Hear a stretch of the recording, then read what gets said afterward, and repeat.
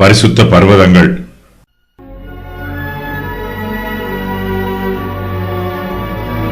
சங்கீதம் 87.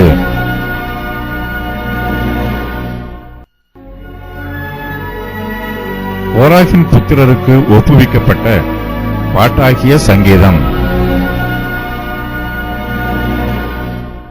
அவர் அஸ்திவாரம் பரிசுத்த பர்வதங்களில் இருக்கிறது.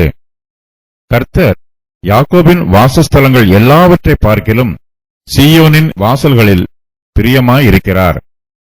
தேவனுடைய நகரமே, உன்னை குறித்து மகிமையான விசேஷங்கள் வசனிக்கப்படும். கோராகின் புத்திரருக்கு ஒப்புவிக்கப்பட்ட பாட்டாகிய சங்கீதம். 87வது சங்கீதத்திற்கு தனியாக தலைப்பு ஒன்றும் சொல்லப்படவில்லை.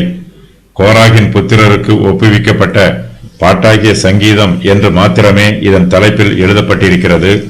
இந்த சங்கீதத்தின் முதல் வரிகள் இந்த சங்கீதத்தினுடைய தலைப்பின் ஒரு பகுதியாக இருக்கலாம். பரிசுத்த பர்வதங்களை பற்றி இந்த சங்கீதத்தில் எழுதப்பட்டிருக்கிறது. தேவனுடைய ஆலயம் சீயோனில் உள்ளது. இது மோரியா பர்வதத்தின் மீது கட்டப்பட்டிருக்கிறது. சங்கீதக்காரர் தேவனுடைய ஆலயத்தை பற்றி துதித்து பாடுகிறார். தேவனுடைய ஆலயம் பரிசுத்த பர்வதங்களின் மேல் கட்டப்பட்டிருக்கிறது. கடைசி நாட்களில் கர்த்தருடைய ஆலயமாகிய பர்வதம் பர்வதங்களின் கொடுமுடியில் ஸ்தாபிக்கப்பட்டு மலைகளுக்கு மேலாய் உயர்த்தப்படும். எல்லா ஜாதிகளும் அதற்கு ஓடி வருவார்கள். ஏசாயா 2:2. பரிசுத்த பர்வதம் நித்திய பர்வதமாகும். இந்த பர்வதங்களின் மீது தேவனுடைய ஆலயம் உறுதியாக கட்டப்பட்டிருக்கிறது. இந்த பர்வதங்களை விட தேவனுடைய உடன்படிக்கை உறுதியானது.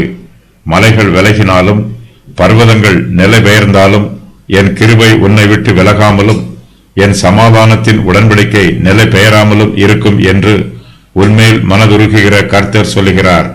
ஏசாயா 54:10. சபைக்கு பரிசுத்தமே அஸ்திவாரம், பரிசுத்தமே சபையின் பலன், பரிசுத்தமே சபைக்கு ஆதாரம். சபை முழுகி போய்விடாமல் பரிசுத்தம் அதை பாதுகாக்கிறது. சங்கீதக்காரர் தேவனுடைய பர்வதத்தை பரிசுத்த பர்வதம் என்று சொல்லுகிறார். சாதாரண பர்வதங்களின் மீது தேவாலயத்தை கட்டுவதற்கும் பரிசுத்த பர்வதங்களின் மீது தேவாலயத்தை கட்டுவதற்கும் வித்தியாசம் உள்ளது. பரிசுத்த பர்வதங்கள் என்பது தேவனுடைய வாக்குத்தத்தத்தை குறிக்கிறது.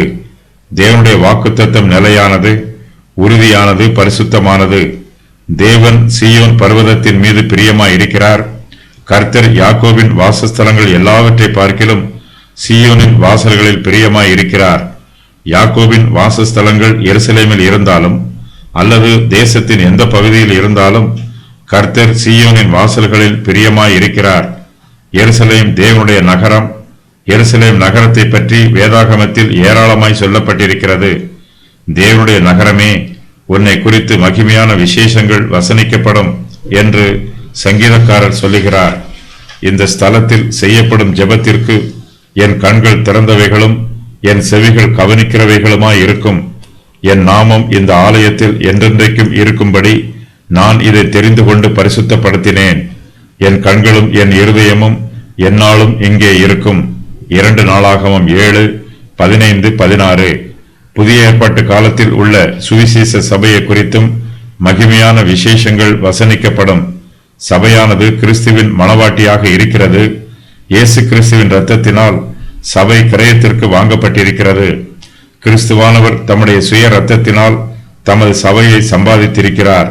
சபையில் உள்ள விசுவாசிகள் பரிசுத்த ஜாதியாயும் விசேஷித்த ஜனமாயும் ராஜரீக ஆசாரிய கூட்டத்தாராயும் இருக்கிறார்கள்.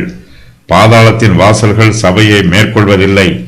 சீயோனை பற்றி கூறப்படும் மகிமையான விசேஷங்கள்: தாவீதின் நகரம், மேசியாவின் ஆளுகை செய்யும் ஸ்தலம், கர்த்தர் வாசம் செய்கிற இடம், சீயோனில் இருந்து ரட்சிப்பு வரும், சீயோன் பர்வதம் வடிப்பான ஸ்தானம், பூரண வடிவுள்ள சீயோனில் இருந்து தேவன் பிரகாசிக்கிறார். தமக்கு பிரியமான சீயோன் பர்வதத்தை தெரிந்து கொண்டார். கர்த்தர் சீயோனை கட்டி தமது மகிமையில் வெளிப்படுத்துவார். என்றென்றைக்கும் அசையாமல் நிலைத்திருக்கும் சீயோன் பர்வதம். கர்த்தர் சீயோனை தெரிந்து கொண்டார். சீயோன் நியாயத்தினால் மீட்கப்படும். கர்த்தருடைய ஆலயமாகிய பர்வதம் பர்வதங்களின் கொடுமுடியில் ஸ்தாபிக்கப்படும். சீயோனில் இருந்து வேதமும் எருசலேமில் இருந்து கர்த்தரின் வசனமும் வெளிப்படும். சீயோன் குமாரத்திகளின் அழுக்கை கழுவுவார்.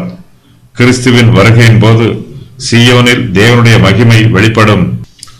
1000 வருஷ அரசாட்சியில் ஆராதனை நடைபெறும் மையஸ்தலம். 1000 வருஷ அரசாட்சியில் சுவிசேஷ மைய அலுவலகம் உள்ள ஸ்தலம். கர்த்தர் சீயோனை தெரிந்து கொள்வார். கிறிஸ்து பூமியின் மீது வந்து இறங்கும் இடம். சீயோன் பர்வதத்திலும் எருசலேமிலும் கர்த்தர் வரவழைக்கும் மீதியாய் இருப்பவர்களிடத்திலும் ரட்சிப்பு உண்டாயிருக்கும். இஸ்ரவேல் ஜனங்களை சீயோனுக்கு அழைத்துக் கொண்டு வருவார். அந்தி கிறிஸ்துவை சீயோன் அடக்கும்.